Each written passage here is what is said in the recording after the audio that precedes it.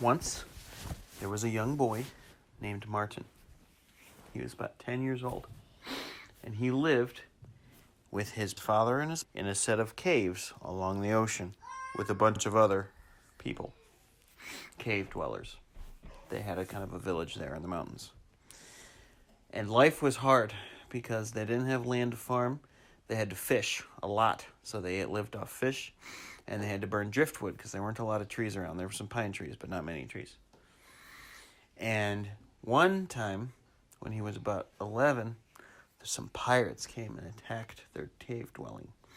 And them and a bunch of the other cave dwellers got together and they fought him off. But they made off with some of his friends. Remember? And him and his father and a bunch of the other relatives fought them off. But several people died, including Martin's grandfather. When he was 13, they came again.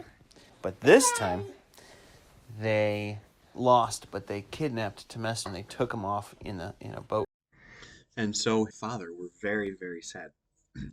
A couple months later, this man came traveling to the caves, a warrior named Beauclair. He was a very experienced warrior, and once he found out that several of the people's children had been kidnapped by the evil sea pirates, he suggested they go find them. Martin's father, Luke, loved that idea because it meant he would get his son Timbulisto back.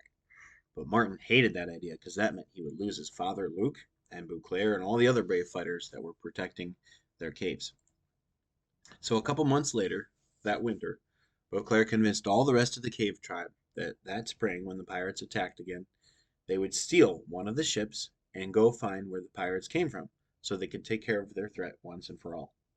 And even though Martin begged for Luke to not go, the next spring, several pirate ships attacked and they defeated them once again. And instead of anyone being kidnapped, the cave tribe succeeded in stealing an intact pirate ship, and they followed the other two surviving ones back to their port. Martin never heard from his dad again.